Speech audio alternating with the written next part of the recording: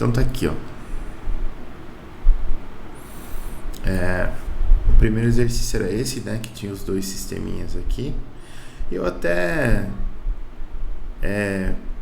no ato de resolver esse exercício aqui, eu não sei se vocês chegaram a fazer isso, pelo menos não transpareceu para mim nas resoluções nem nada, mas uma coisa que vocês poderiam ter feito é ter implementado o sistema no FluidSim e ter testado algumas coisas direto. Não ia achar ruim, não, ia achar bem legal, na verdade. Mas vamos lá. Um sistema de fixação de peças para usinagem é composto de um cilindro pneumático de duplação, que deve possuir um modo de avanço rápido e um modo de avanço lento para evitar danos à peça fixada. E um modo de recuo rápido, pois ao liberar a peça não é necessário executar movimentos em baixa velocidade. Além disso, o sistema deve possuir um mecanismo de segurança para a proteção do cilindro, de forma que não permita avanços ou recuos quando o fim de curso naquele sentido seja alcançado. Beleza. Uma empresa possui um sistema puramente pneumático, como mostrado na figura a seguir. Então está aqui esse sistema puramente pneumático.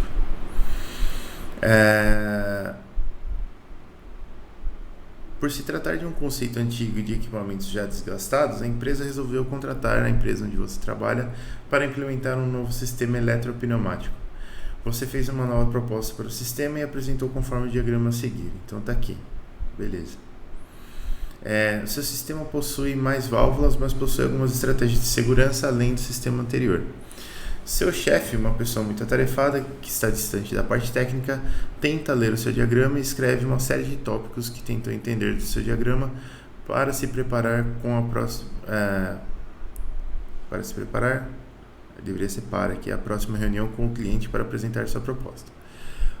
Ele pede que você leia os tópicos e apenas assinale se cada um é verdadeiro ou falso para que ele possa se preparar mais adequadamente. E a lista de tópicos segue nas perguntas abaixo. Então, verdadeiro ou falso, né?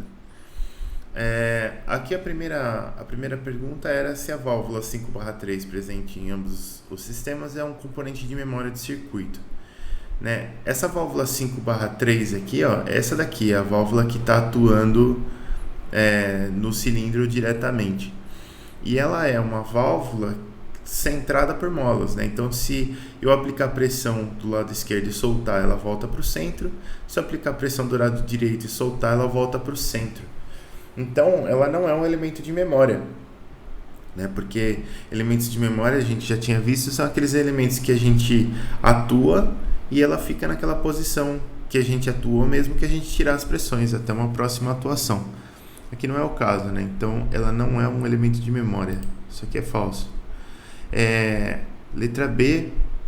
No sistema eletropneumático, a válvula A realiza o avanço lento e a válvula B realiza o avanço rápido e a C realiza o recuo.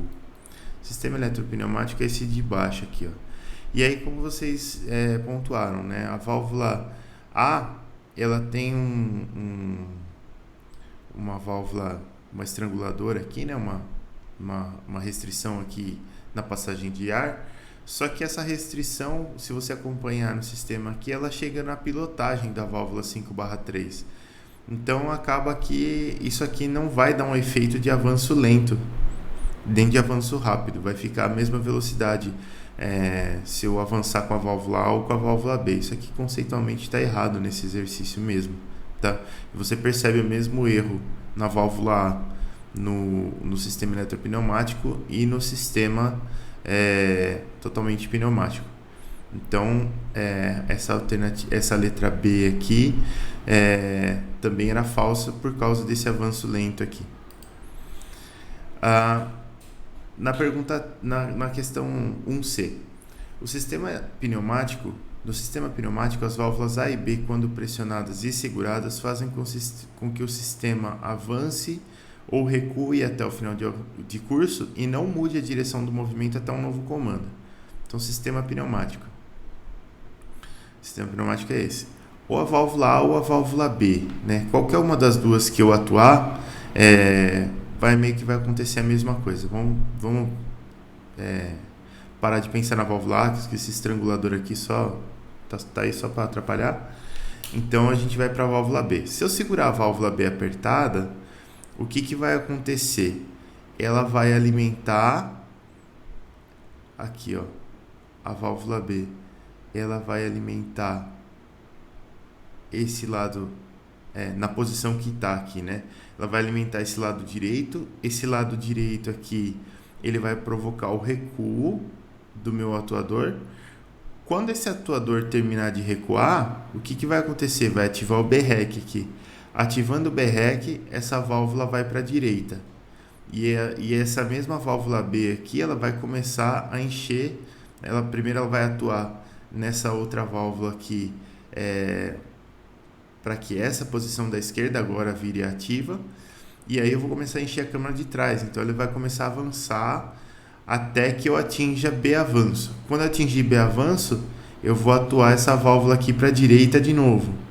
E essa válvula para a direita de novo vai provocar a válvula 5/3 para ir para a direita, e ela vai provocar o recuo. Então, se eu segurar a válvula B apertada, o que vai acontecer é que esse cilindro vai ficar, se não tiver nenhuma carga aqui na frente, né, se não tiver nada que pare ele antes do B avanço, ele vai ficar avançando e recuando, avançando e recuando, avançando e recuando.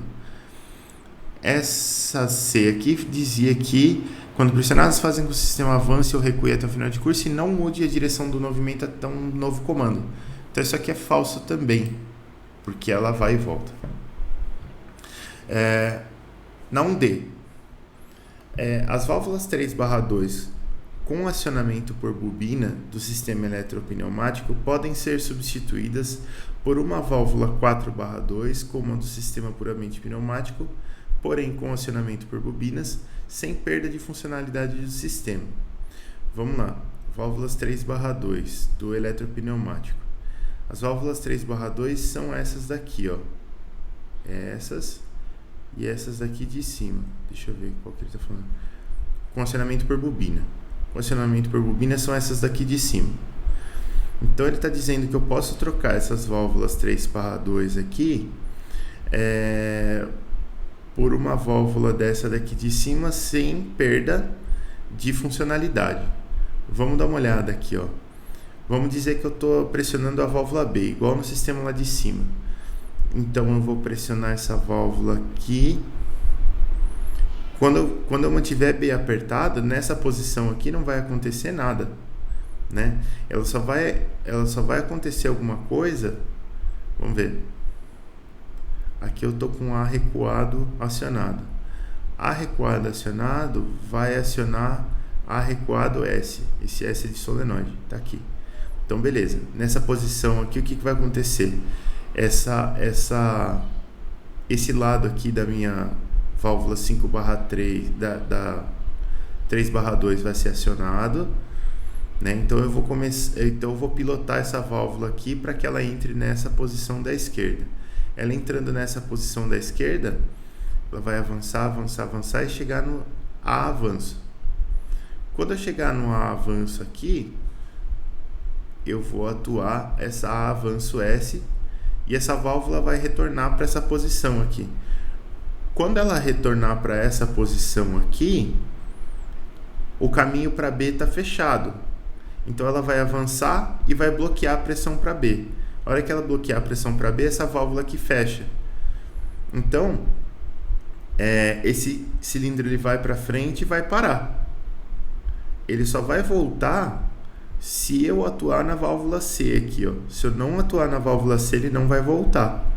Então, enquanto no sistema de cima, se eu segurasse a válvula B, esse cilindro ficava indo e voltando, nesse outro sistema, se eu acionar a válvula B, ele vai e para, né? Ele só volta se eu acionar a válvula C.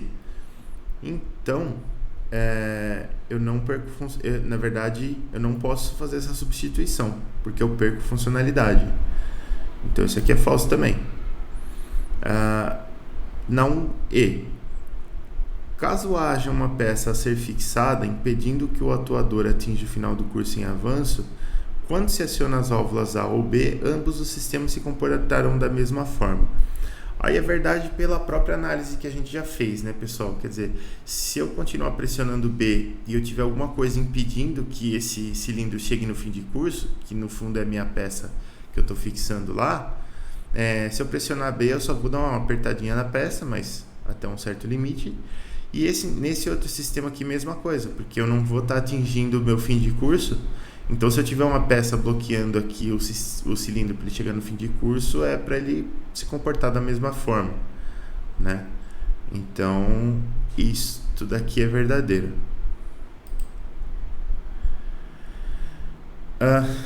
Pergunta 6, questão 1F. A chave R no sistema eletropneumático é apenas uma chave de segurança e não interfere nos movimentos do atuador. Vamos lá. Sistema eletropneumático, chave R. A chave R, ela vai passar tensão para esse AVS aqui, ó. AVS é esse cara e esse cara.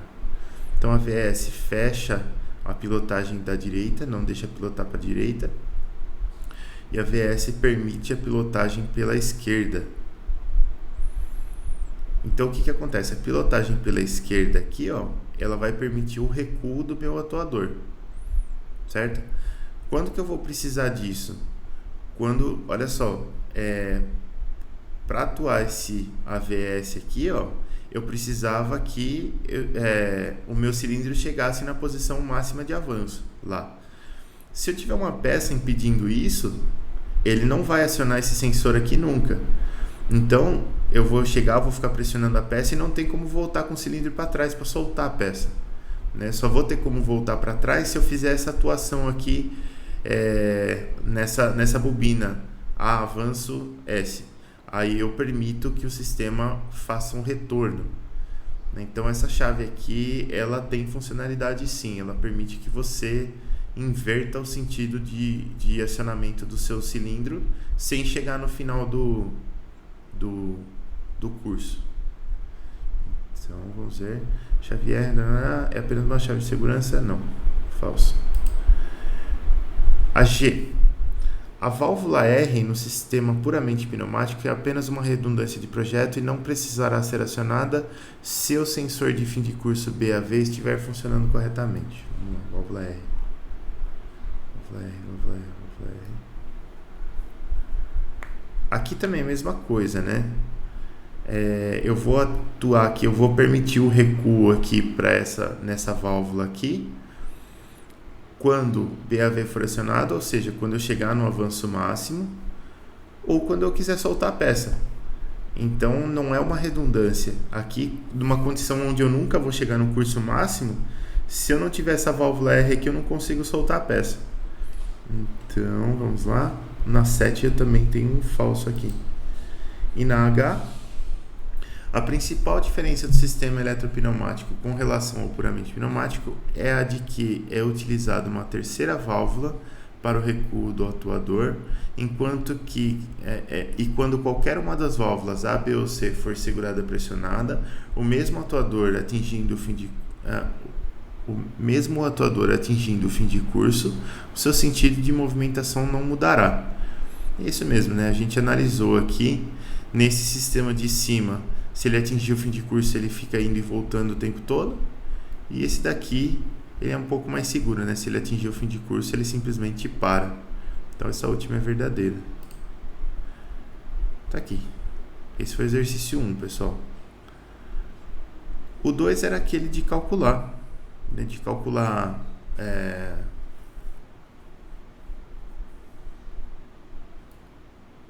Aqui... de calcular as dimensões do atuador aqui, de projetar o atuador. Então, a gente tinha que o atuador de sistema pneumático da questão anterior também deverá ser trocado, pois o cliente deseja um atuador que possua a capacidade de realização de esforços aumentada com relação ao anterior. A vinculação do seu atuador e seu comprimento quando distendido são mostrados na figura a seguir. Então aqui já está o atuador completamente avançado, ele é fixo por pinos aqui, então eu tenho pino, né? Isso daqui vai ser importante para a gente calcular o comprimento de flambagem da haste. E aí eu tenho aqui, ó, pressão de alimentação 6 bar, força de avanço desejada 2.500 newtons, força de recuo desejada 400 newtons, coeficiente de segurança para forças de avanço e recuo 1,4, fator de segurança de flambagem 4 e módulo de Young do aço da haste 210 gigapascal. Então vamos lá. São 3 itens só, esse aqui é rapidinho.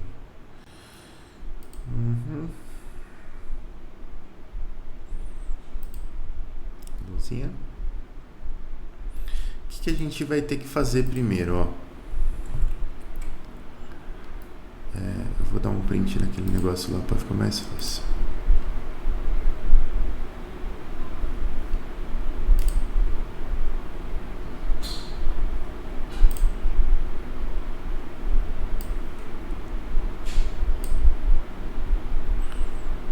Então tá aqui. A gente cola aqui.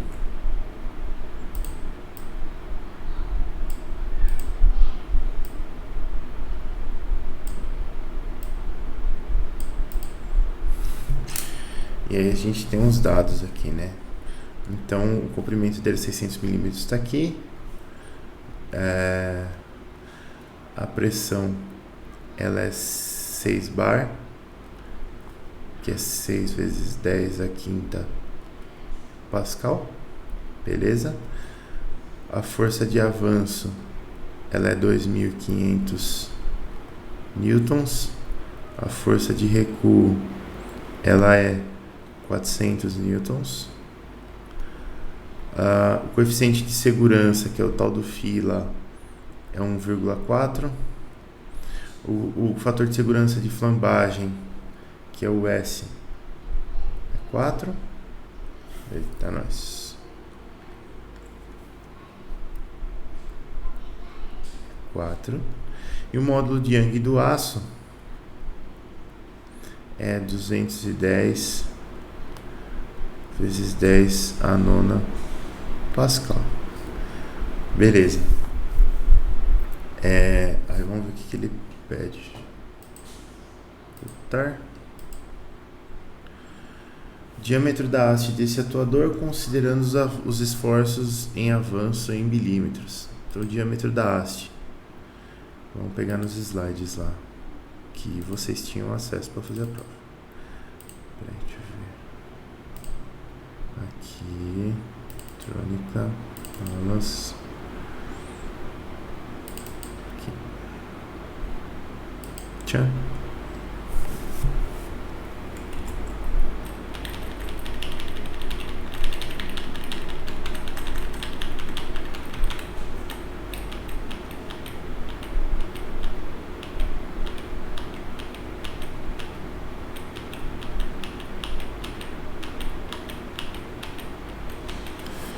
Não, era essa.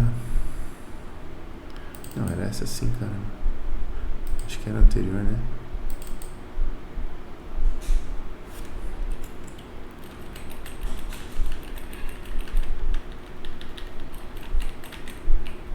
Aqui. Passo 1 era escolher o φ, já está escolhido, é 1,4. Passo 2, escolher a área do atuador. Tal. A gente precisa da fórmula da carga de flambagem. Tá aqui, ó, diâmetro de flambagem. Então, como que a gente vai fazer essa continha aqui, ó? Vou até printar aqui também, para facilitar a nossa vida. Como da preguiça, né, pessoal? Aqui. A letra A era o diâmetro da haste direto. Então, o que a gente sabe? A gente sabe que a força de avanço aqui para a haste, ela tem que incluir o fator de segurança.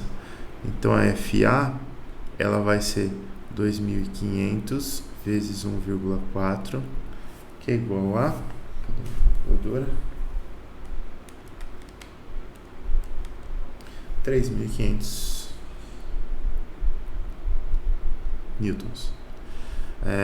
O S já é dado. O lambda, que é o comprimento de flambagem, tinha que botar aqui. Você tinha que olhar lá na tabelita, essa tabelita. E o comprimento livre de flambagem aqui, ó, é caso básico, as duas extremidades articuladas, que é o nosso caso. Você tem a distância aqui é sempre de pino a pino, né? Sendo esse pino no começo ou no final do corpo aqui do atuador. O nosso era no final. Então a gente tem lambda igual a L. E o nosso L é igual a 600 milímetros lá. Então, aqui, lambda igual a L igual a 0,6 metro. FA, S lambda, π ao cubo, E. Então, o diâmetro da haste vai ser a raiz quarta de 64, 3.500, S é 4,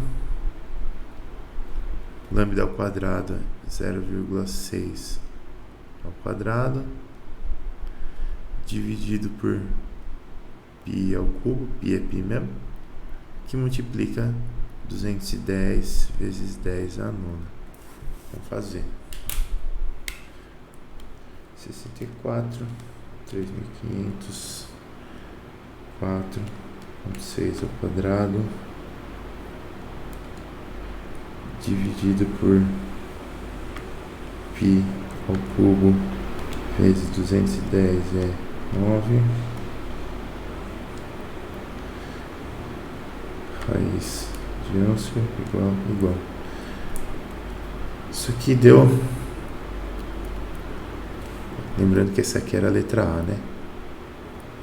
Isso aqui deu 0,01419 metros, que é igual a 14,919 milímetros. Beleza, essa é a nossa resposta. Letra B.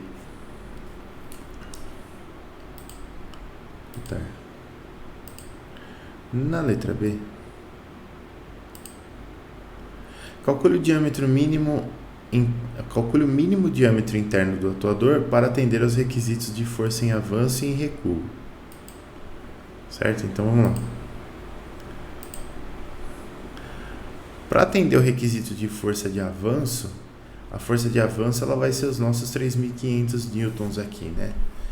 Então, a gente tem que lembrar lá que a pressão é a força pela área, portanto, a área é igual a força sobre pressão.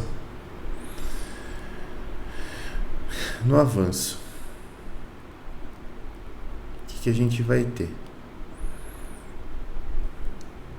A área vai ser 3.500 newtons dividido por 6 vezes 10 à quinta newtons por metro quadrado. Isso aqui dá 3.500 dividido por 6 e 5,83 mais ou menos vezes 10 a menos 3 metro quadrado. A gente sabe que a área é igual a π diâmetrozão ao quadrado sobre 4, portanto, diâmetro vai ser a raiz quadrada de 4a sobre π, vai ser igual a vezes 4 dividido por π, raiz quadrada, 0,08618 metros ou 86,18 milímetros. Tá aqui. Ainda na letra B, eu tenho que dar uma olhada no recuo. Eu acho que o diâmetro que a gente vai ter que usar vai ser o de avanço, mas vamos dar uma olhada no recuo. No recuo, eu tenho que lembrar que no avanço, ó, a gente está olhando, vou botar a haste aqui.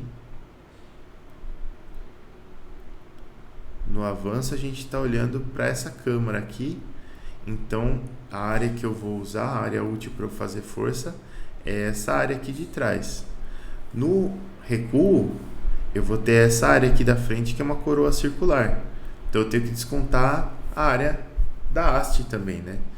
Então, primeiro a gente calcula a área do mesmo jeito que a gente calculou aqui. Então, para força de recuo, para a força de recuo, a nossa força de recuo vai ser 400 vezes 1,4, que é igual a 560 newtons. Depois, a área ela vai ser a força dividida pela pressão, que é 460 dividido por 6 vezes 10 à quinta, que dá 460, 7,66 vezes 10 a menos 4 metros quadrados. A área da coroa circular ela vai ser π sobre 4, que multiplica diâmetrozão ao quadrado, menos diâmetro da haste ao quadrado. Eu quero agora calcular, eu sei o diâmetro da haste, sei a área e quero calcular o diâmetrozão. Então eu vou ter 4a sobre π, mais diâmetrozinho da haste ao quadrado, raiz quadrada disso tudo vai ser o meu diâmetrozão. Isso aqui vai ser vezes 4 dividido por π, mais 0,01499 quadrado, raiz disso. Esse diâmetro deu 0,03462 metros, ou 34,62 milímetros. Bom, eu calculei 2 vezes o diâmetrozão. Qual que eu uso? Eu vou ter que usar o maior. Se eu usar o diâmetro menor, eu não vou conseguir atender o requisito de força de avanço. Se eu usar o diâmetro maior, eu atendo o avanço e minha força de recuo vai ficar maior. Só isso. Então, eu vou poder usar a minha força, na verdade, eu vou escolher usar o meu diâmetro de avanço. Então a resposta para o item B é isso aqui, ó. Tá aqui. E depois o item C, puxa para cá que eu acho que dá para fazer o C aqui. O item C, se eu não me engano, ele pedia para a gente calcular o esforço de recuo real. Quer ver? O item C falava assim, ó. Não é aqui, professor. É aqui. Item C. Com os diâmetros calculados nos itens anteriores, calcule a força real de recuo do seu atuador em newtons. Que diâmetro que eu estou falando? Essa questão aqui teve bastante confusão, na verdade.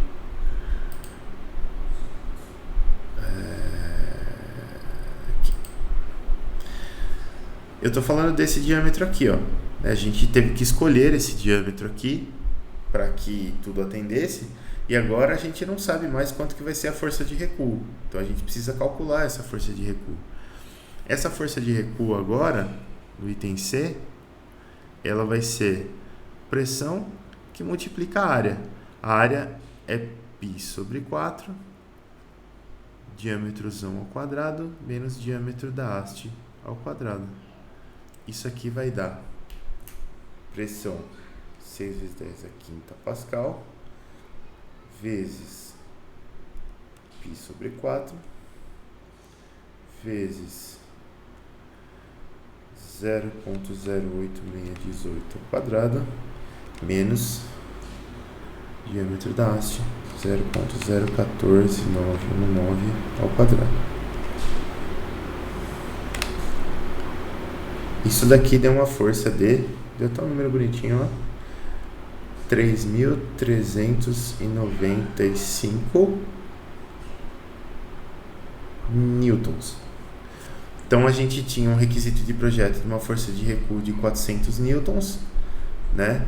Só que para atender o requisito de esforço de avanço, a gente precisou de um diâmetro externo do cilindro muito maior do que o diâmetro sugerido aqui pelo esforço de recuo. Então, a hora que a gente recalcula o esforço de recuo, ele vai dar isso aqui, 3.395 newtons. Isso aqui é a nossa força de recuo. Beleza. E o exercício 3 a gente já explorou um pouquinho na aula anterior. Então era isso, pessoal. Eram esses dois exercícios aí. Ficou mais alguma dúvida? Professor, Pode falar. no exercício um, você É, falou que aquela. é, não era afogador, aquela que estava na estrangulador. válvula A, Estrangulador. estrangulador. Isso. Ele era redundante porque ele não estava. Por causa do que mesmo? É porque ele está chegando aqui na pilotagem, né? A pilotagem, a pressão que chega na pilotagem, ela não define o esforço do atuador. O esforço do atuador ele vai vir da pressão que chega no alimentador aqui, na alimentação. Né? Tanto pressão quanto vazão, na verdade. Então, para fazer um avanço lento, teria que estar ligado no pino um. É para fazer um avanço lento, o que eu faria? É, aqui, ó, com essa válvula 5/3, acho que até, vamos ver, na hora do avanço, quando o cilindro, essa válvula 5/3 facilita bastante as coisas. Na hora do avanço, o ar que está saindo da câmara frontal aqui, ele vai sair pelo pino 3 aqui, tá vendo, do escape? E na hora do recuo, ele vai sair pelo pino 5 aqui, ó. Então, se eu quisesse um avanço lento, eu teria que ter esse estrangulador aqui no pino 3. Só que esse estrangulador aqui do pino 3, ele só poderia estar funcionando se a minha válvula A tivesse atuada. Então eu ia ter que ter uma outra 3/2 aqui para cá, habilitando ou desabilitando esse estrangulador aqui, ó. Entendeu? Pilotada. E aí o que eu faria? Eu passaria o ar por duas vias diferentes. Numa das vias, quando eu tivesse a válvula pressionada, eu teria esse estrangulador funcionando, e na outra via, a válvula 3/2 aqui estaria em outra posição, e nessa outra via a gente teria a válvula B atuando sem a gente habilitar esse estrangulador aqui. Faria assim, Entendi, entendeu? Precisaria de entendi. uma engenhariazinha a mais aí para fazer funcionar esse avanço lento aí.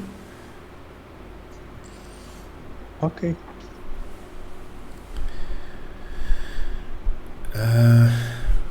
Beleza. Então isso era a primeira parte da aula de hoje. A segunda parte, pessoal, é que agora a gente vai começar a caminhar em direção do CLP. Então, para a gente caminhar em direção do CLP, o que nós vamos fazer? Eu vou pedir para vocês baixarem este software aqui, quer ver? Ele é gratuito, se chama CodeSys. Não sei se vocês já acabaram usando aí. O site é codesys.com. Essa empresa ela faz um monte de softwares, e o que a gente vai querer utilizar é esse CodeSys V3.5 Service Pack 16 aqui. É esse que está aqui. Ele é grátis, né? Se você vier aqui na parte de downloads, eles vão te dar um monte de opções, né? Na verdade, mais fácil vir aqui na lojinha aqui.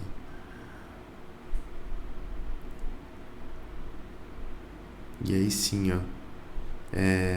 Aqui está o CodeSys Development System V3, que é esse que a gente vai utilizar.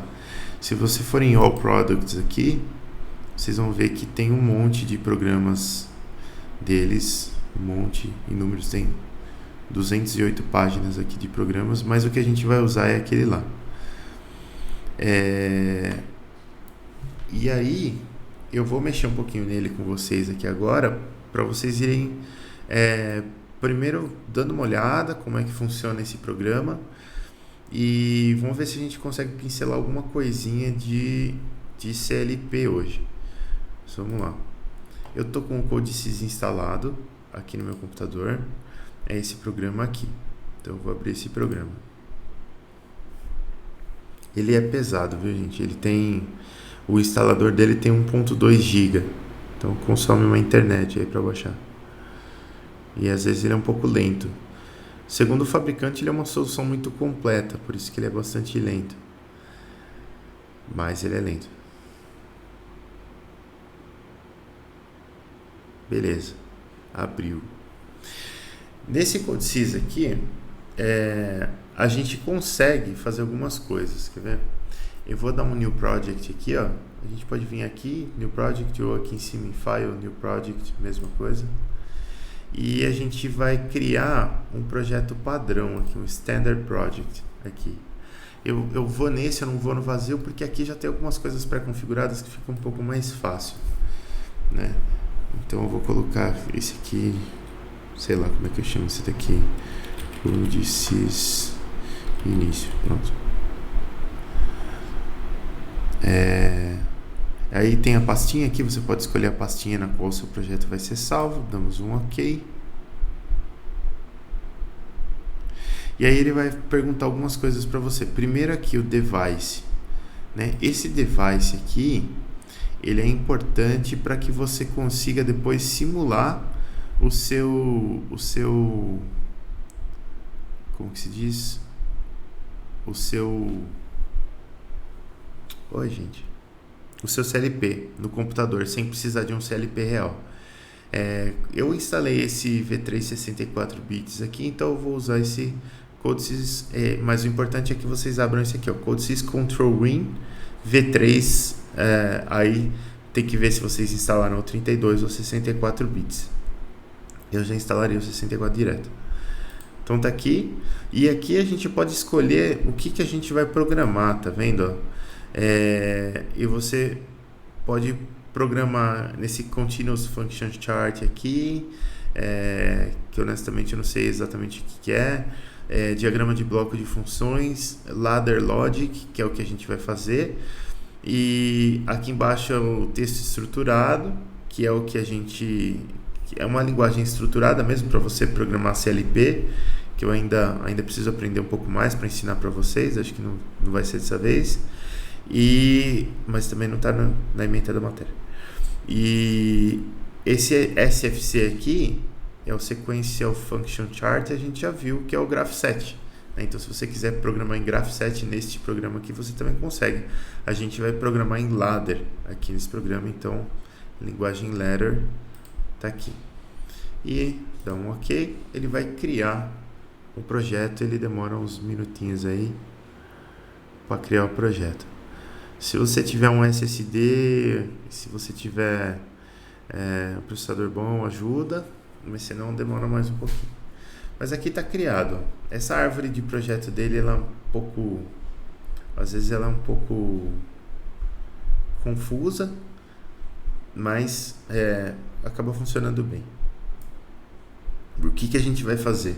Aqui tem todas as coisas do projeto. Então tem desde o device, que é o que a gente está utilizando aqui, que é o computador que a gente vai utilizar. A aplicação, você tem algumas bibliotecas. Esse PLC PRG aqui é o programa que você vai subir para o seu CLP. E depois tem algumas outras configurações aqui embaixo. A primeira coisa que eu quero fazer com vocês é o seguinte.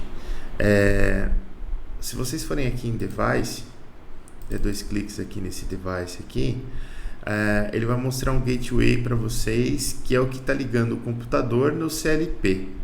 E esse Desktop 7i DJ7i aqui é um nome estranho que o Windows deu para o meu computador e eu nunca mexi. Então ficou com esse nome aqui. E você precisa selecionar isso daqui para que o seu computador possa simular o seu CLP. No nosso caso, o nosso computador vai virar um CLP também. Se eu clicar aqui, ó, na verdade eu tenho que clicar aqui e selecionar, e vai dar um erro aqui, ó. Ele vai tentar escanear, tá vendo? Ele está escaneando a comunicação aqui e vai dar um erro.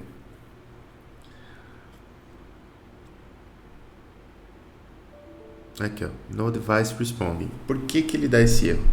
Porque a gente tem que rodar um outro programa para simular realmente o CLP.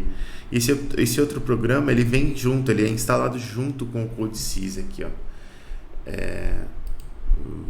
Chats. Eu tô gravando sim, Caíssa. Eu tô gravando com o OBS aqui, ó. Não, tá gravado. Por isso que eu tô fazendo assim, porque eu sei que vai ficar gravado. Eu tô adorando esse negócio de aula gravada, gente. Como que a gente tem que fazer? Eu tenho que entrar aqui, ó, nessa lupazinha aqui. Na verdade eu já criei um atalho aqui para mim, mas eu vou fazer por aqui. Eu vou entrar nessa lupazinha aqui do Windows, que é na busca do Windows, né? Tô falando como se estivesse dando aula para minha avó mexer no Windows. Eu vou entrar aqui na busca do Windows e eu vou procurar por aquele Control Win lá. Então é só você começar o nome dele, que é o code sys, e aí tá vendo, ó, esse Control Win V3x64. Esse cara aqui, esse programa aqui, ele vai simular o CLP dentro do computador. Então a gente tem que rodar esse programa, ele vai abrir esse super prompt do DOS aqui. Aqui eu já estava fazendo umas coisas. Deixa eu fechar essas visualizações aqui. Beleza. Então, beleza, eu estou rodando aquele cara. Você pode minimizar, mas não pode fechar. E ele, se você for fazer alguma coisa, ele fecha sozinho dentro de 2 horas. Tá vendo aqui, ó? Demo mode activated, terminating in approximately 120 minutes. Ou seja, daqui 2 horas ele vai fechar, tá? Mas por enquanto não. Então eu vou clicar aqui, vamos ver se vai. E agora foi, tá vendo? Ficou ativo. Aconteceu tudo isso aqui, ele mostra essas informações todas. Quer dizer que o meu computador agora é um CLP também. Deixa eu ver aqui. Eu tô gravando pelo OBS. Se vocês quiserem gravar no Teams aí, pode clicar aí também, viu, pessoal? Não tem problema não. Não me importa não. Mas tá aqui, ó. Agora o computador também virou um CLP, pra gente poder simular, pelo menos, o que está acontecendo. Então, beleza. Essa daqui é a nossa primeira configuração do sistema. Agora eu quero programar em CLP. Beleza, como que eu faço? Eu venho aqui nesse PLC Program aqui. A gente dá 2 cliques nele. E ele vai abrir essa abinha aqui, ó. Essa parte de cima... Deixa eu ver se eu consigo. Essa parte de cima aqui, ela vai mostrar pra gente alguns códigos referentes a esse programa aqui que a gente vai fazer em linguagem ladder. E a gente não precisa mexer nesse código, tá? Esse código que aparece aqui em cima é uma inicialização das variáveis. Na verdade, é uma instanciação e uma inicialização das variáveis naquela linguagem de texto estruturado que eles chamam lá, Structured Text, na verdade. Mas a gente não vai precisar mexer aqui agora. A linguagem ladder, vamos lá, depois de toda essa configuração, que com a graça do bom pai eu lembrei como é que faz, depois de toda essa configuração aqui, a gente consegue começar a programar alguma coisa em ladder. A linguagem ladder, ela vai dar pra gente alguns elementos que são elementos do próprio ladder, né? Depois a gente tem outras coisas aqui que já foram implementadas, por exemplo, via macros ou coisa assim. Então a gente tem umas portas lógicas aqui, tá vendo?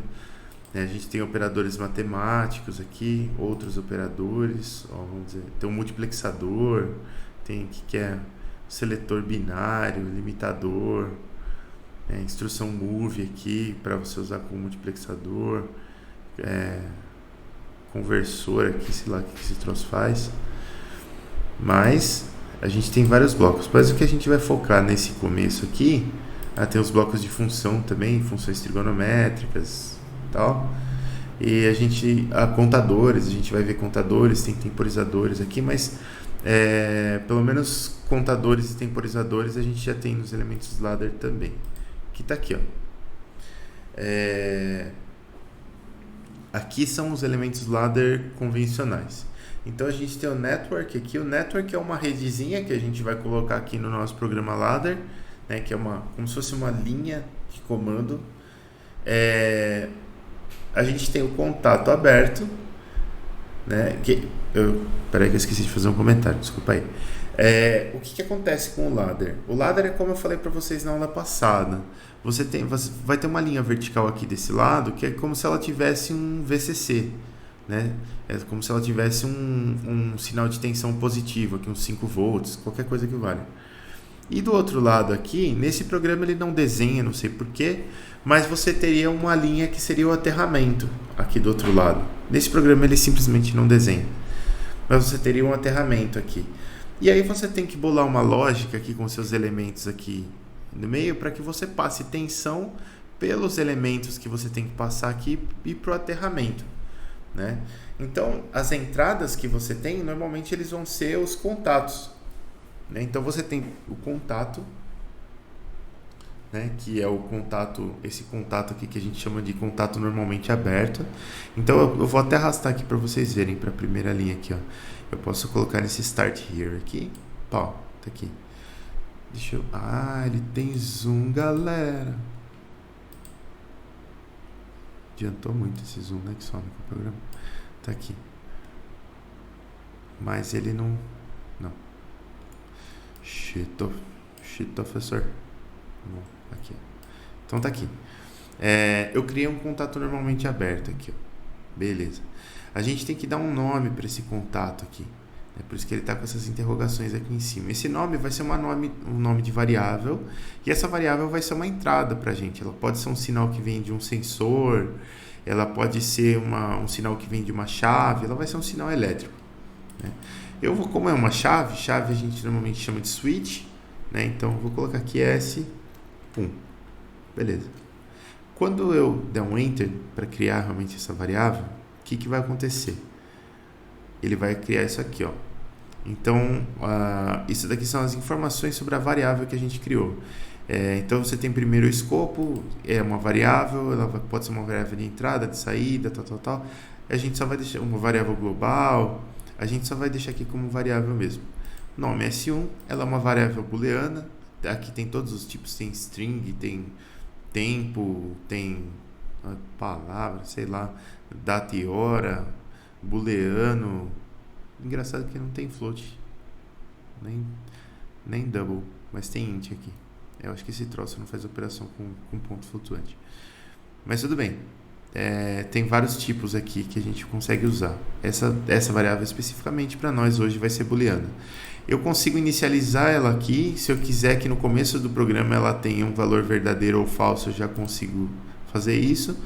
E esse address aqui é para você fazer o endereçamento dessa variável. Aqui a gente não vai precisar fazer, mas quando você for fazer a programação do seu CLP, você vai ter que dizer de qual entrada que vem essa variável S1, né? Então, o seu CLP vai ter uma lista de endereços de entradas e você vai ter que dizer de onde que ela vem.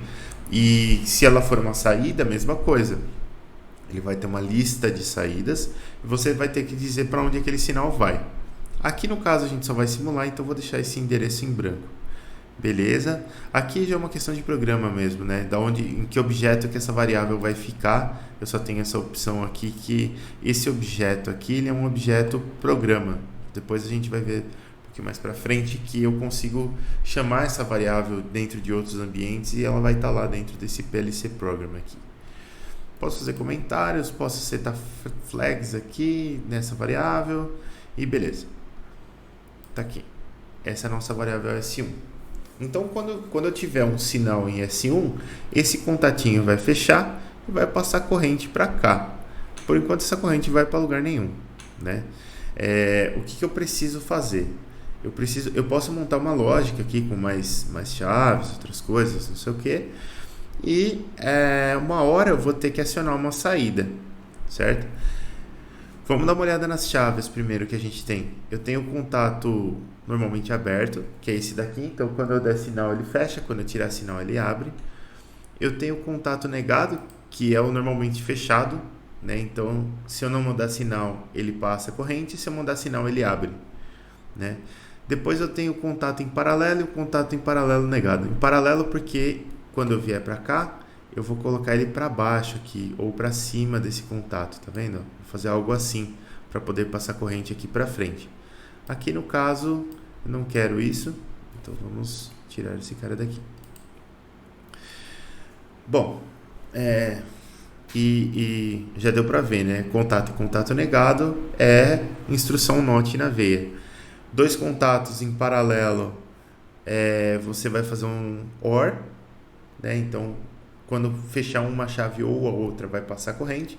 Dois contatos em série, você vai fazer um AND, né? Então, só vai passar corrente quando você fechar um e o outro contato. Então esses são os contatos. Depois você tem algumas saídas aqui, ó, né? Hoje eu quero mostrar para vocês essa parte de entradas e saídas. A primeira saída e mais básica de todas é o coil, que é a correntinha. Olha, professor do céu. É a bobina, né? E esse zoom aqui não funcionou bem, né? Queria muito que esse fio do meio ficasse mais curto. Mas a hora que eu coloquei o coil lá, o que vai acontecer? Vamos diminuir isso aqui, tá?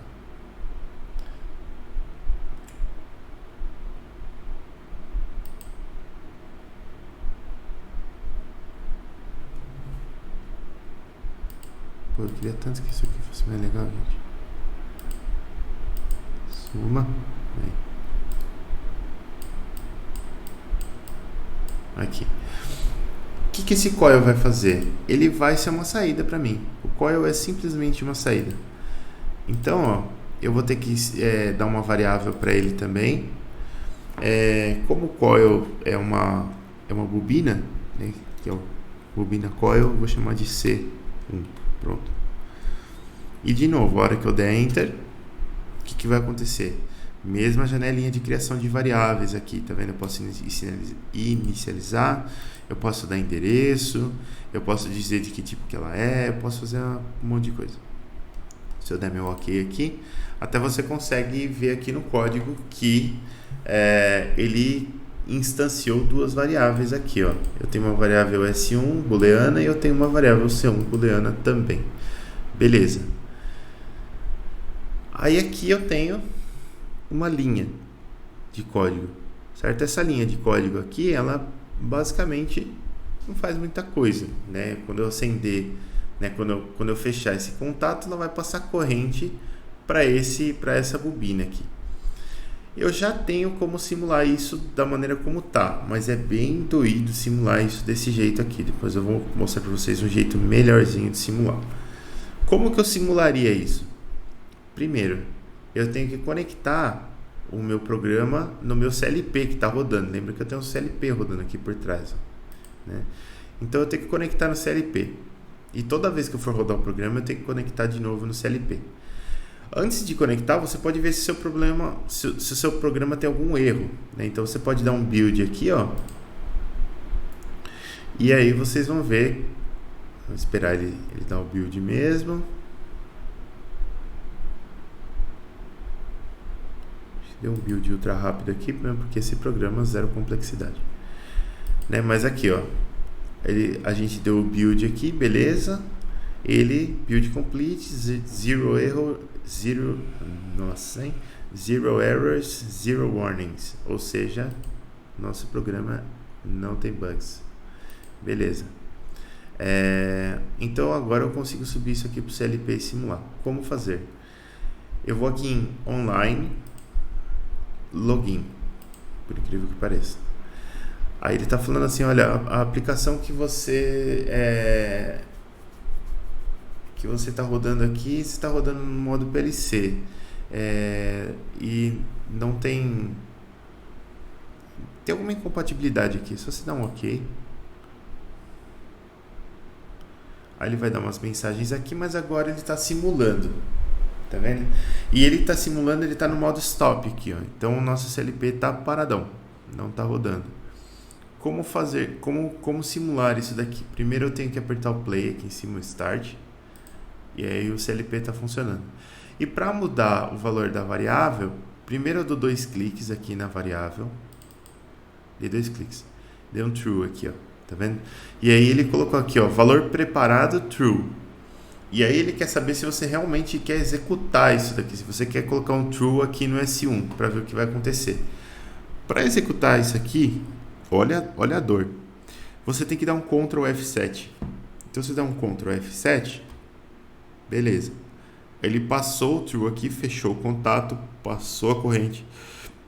A corrente chegou aqui no C1, o meu C1 virou true também. Se eu quiser mudar de novo, dá 2 cliques aqui no S1, ele preparou o falso, Ctrl F7, trocou, agora abriu o contato, não passa mais corrente, aqui o C1 não atua mais. Então tá lá. Esse é um jeito de simular. Um jeito melhor de simular é isso aqui, ó. Primeiro eu tenho que parar tudo aqui, então dá um stop aqui no simulador. Demos stop, você vê que você não consegue mexer no programa ainda. Por quê? Porque você tem que vir aqui no online e dar um logout. Beleza, garoto.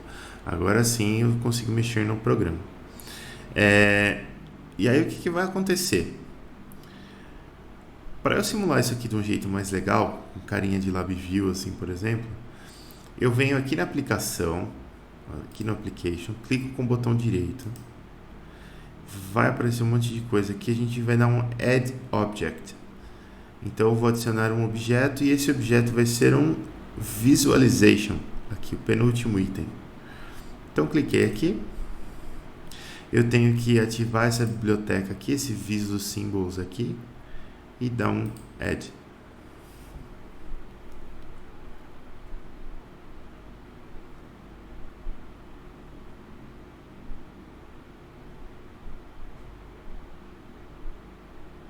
Ele demora mesmo.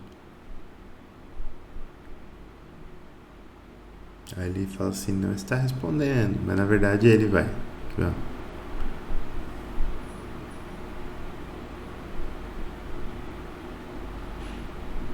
Beleza, cá estamos. O que a gente vai fazer aqui? Eu vou nesse Lamp Switches Bitmaps aqui. Eu vou colocar uma lampadinha que tá aqui.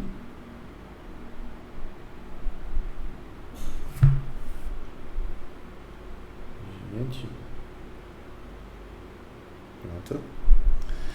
E eu também vou colocar um desse Push Switch aqui. Então tá aqui. Eu vou colocar umas labels aqui pra gente saber o que a gente está fazendo. Então, peraí, vamos lá no pra cá.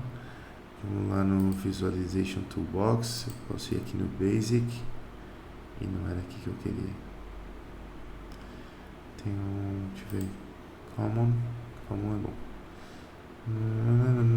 Label aqui. Então esse cara aqui vai ser o nosso Switch S1. Ok, muito bem. Caramba, aqui. Switch S1. E esse outro rapaz aqui, eu vou botar uma label também pra gente saber o que é. Label. Vai ser o nosso coil 1. Tá aqui. Bonitinho. Aí eu tenho que vir aqui no botão e vocês vão encontrar um campo aqui que chama Variable, que é a variável. Como que eu coloco aquele S1 aqui? Eu vou dar um clique, mais um clique, vai aparecer esses botãozinhos com reticências aqui, ó. Se eu clicar nele, eu vou ter que vir aqui em Application, PLC-PRG, que é o nosso programa, e olha as nossas variáveis aqui, S1 e C1. O meu botão aqui vai ser o S1, tá aqui. E a minha lâmpada, mesma coisa, Variable, um clique, dois cliques, reticências, C1. Aqui já ficou aberto porque eu já abri antes. Tá aqui. Beleza. Então, pelo nosso programa, a hora que eu apertar, isso aqui tem que ficar aceso, a hora que eu tirar o dedo, isso aqui tem que apagar. É isso que o programa faz. É o famoso Hello World em ladder. Então, beleza. Como que eu rodo isso agora? De novo, eu tenho aqui lá em online, login. Do you want to perform a download? Download é subir o seu código para o CLP. Sim. E aí ele vai...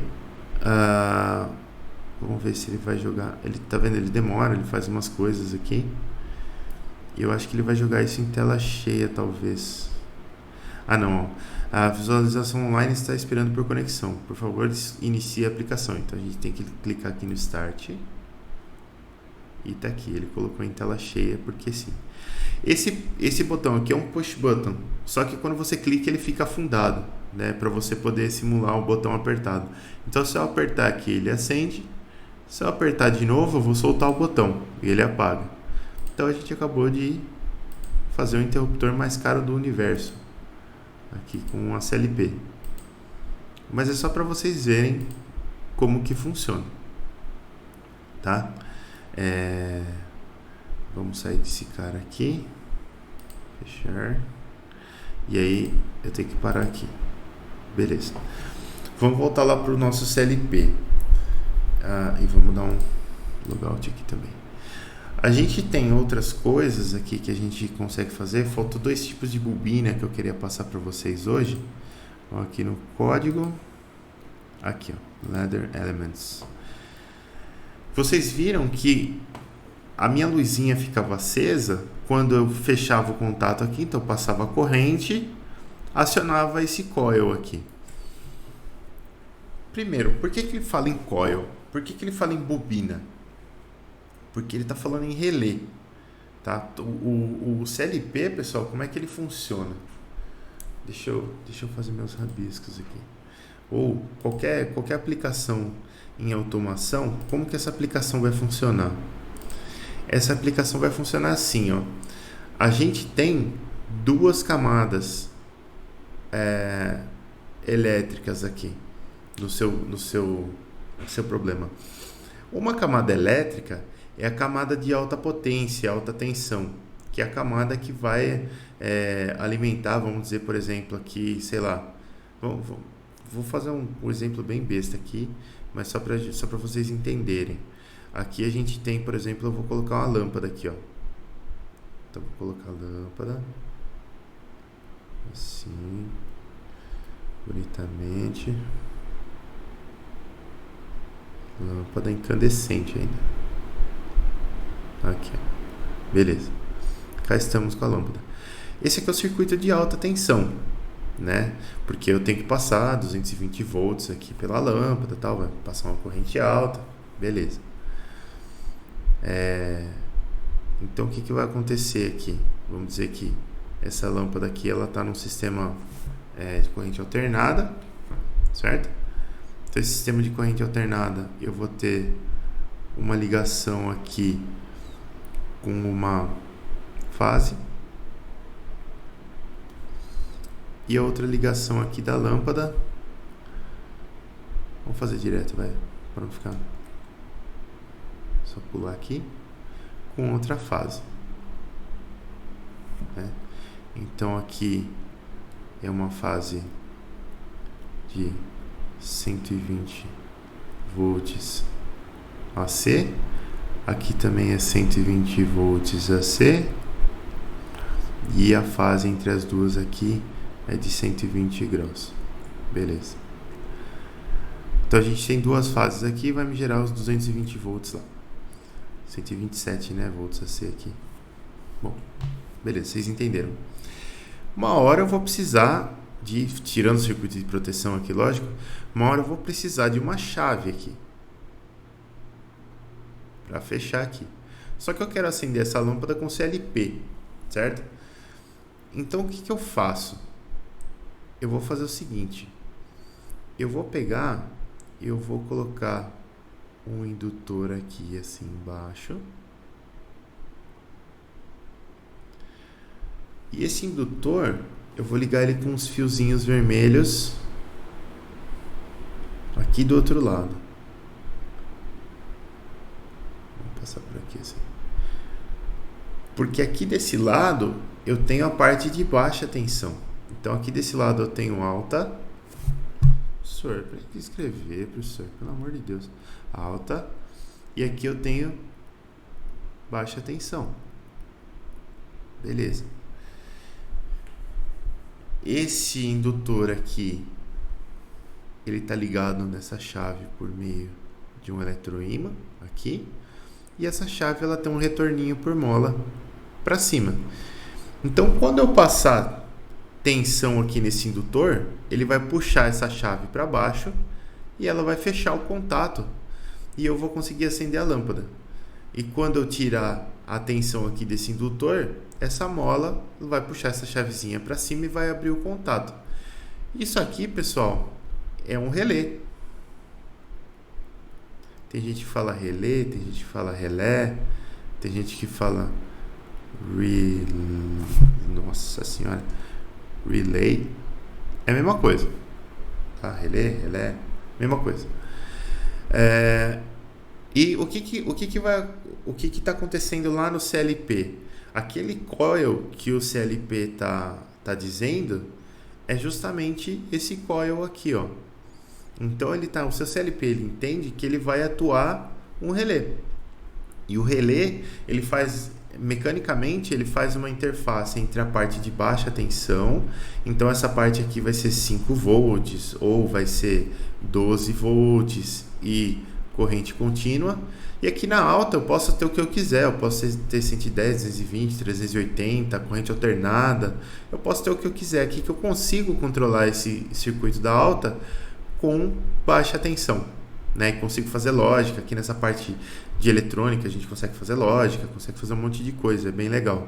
E corrente contínua é muito mais fácil de processar. Então essa é a mágica que um relé faz, né? Depois, se vocês quiserem, a gente pode especificar um pouco mais essa parte de relé para vocês verem. Acho que eu vou fazer isso na próxima aula. Mas é por isso que o CLP ele fala, do outro lado ele fala no tal do coil. O coil, esse coil aqui que ele está indicando lá. E aí, com o tipo de contato que a gente fez, o coil, né, o relé, ele vai ficar fechado enquanto eu estiver passando corrente contínua aqui, né? Enquanto eu estiver passando corrente nos fios vermelhos aqui. Quando eu abrir esse fio vermelho, ele vai abrir o relé. E às vezes a gente não quer isso. Às vezes eu quero dar, por exemplo, um pulso e ligar um motor, mas eu não quero que o motor fique ligado enquanto eu estou com o dedo no botão lá. Eu quero apertar o botão e ligar o motor, sem que o meu botão fique afundado também. E tem como eu fazer isso. Deixa eu ocultar isso aqui e voltar para lá. Como é que eu faço isso?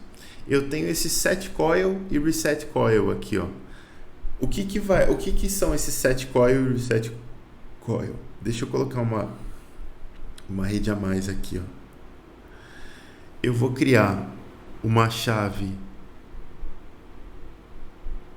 paralela, não. Eu vou criar um contato aqui que eu vou chamar de S2.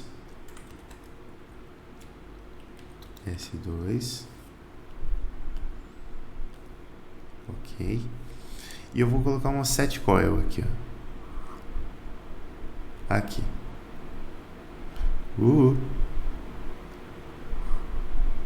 Foi. E eu vou criar um coil C2 aqui. Beleza. Ok.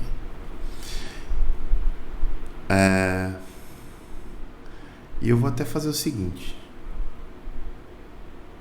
Vamos ver se eu consigo colocar uma bobina em paralelo aqui.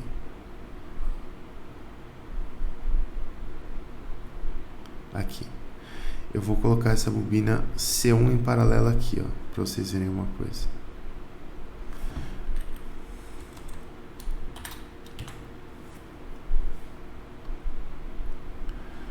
Vamos apagar essa linha de cima aqui, que não vai servir mais. Essa chave aqui agora ela pode ser a S1 mesmo. E agora eu vou criar uma outra rede aqui embaixo. Contato. Essa sim vai ser a nossa S2. E eu vou colocar o reset coil aqui embaixo. Aqui. Na C2 também. Beleza. Vamos lá para a nossa visualização. Então a gente tem duas chaves S1 e S2 e dois coils aqui agora. Então eu vou precisar de mais uma chave. Labs. Push switch. Ela vai ser a minha chave. Oh, Jesus.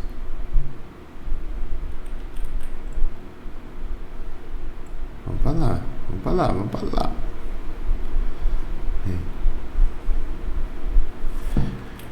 S2. E eu vou ter aqui uma lâmpada. Aqui.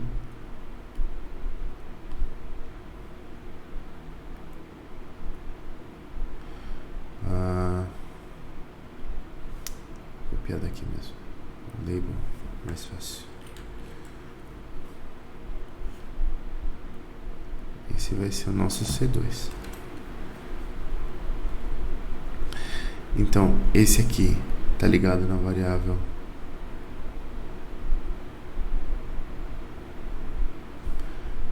S2. E esse daqui tá ligado na variável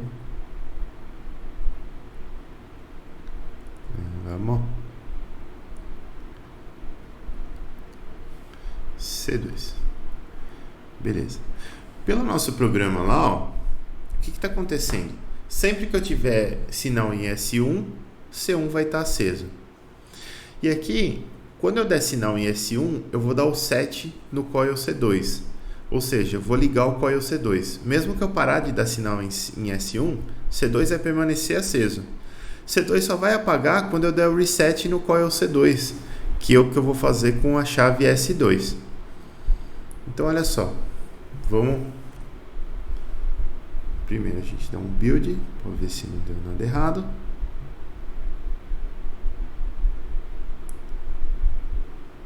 Tudo certinho, ó. 0 erros, 0 warnings, 0 mensagens. Agora a gente vai lá no online, login, dá um OK aqui.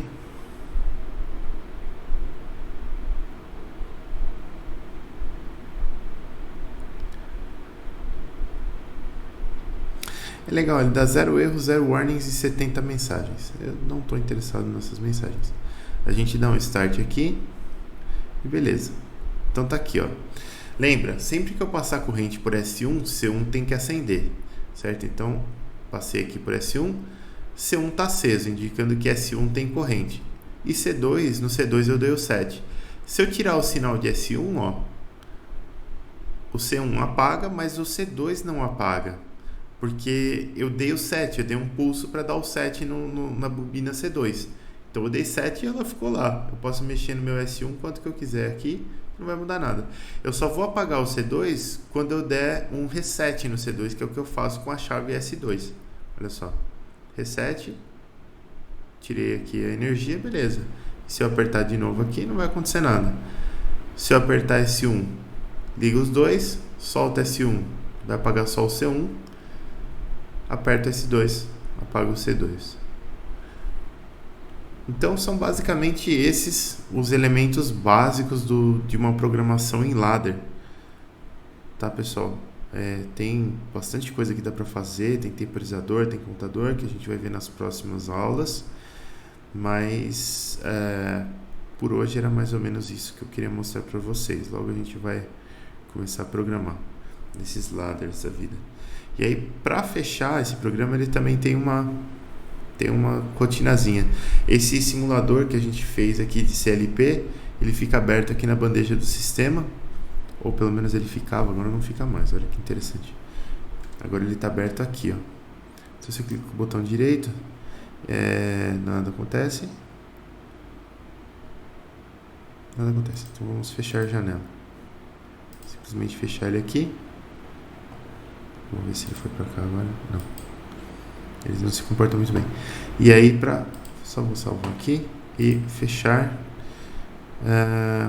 Essa operação vai fechar todas as conexões e fazer logout de todas as aplicações. Ok. E aí você tem que ficar atento porque às vezes ele fecha, mas ele fica aberto aqui na bandeja do sistema. Agora aparentemente não está sendo o caso. Opa, não tem device. Aqui tá fechando, né, irmãozinho? Vamos ver aqui. Beleza.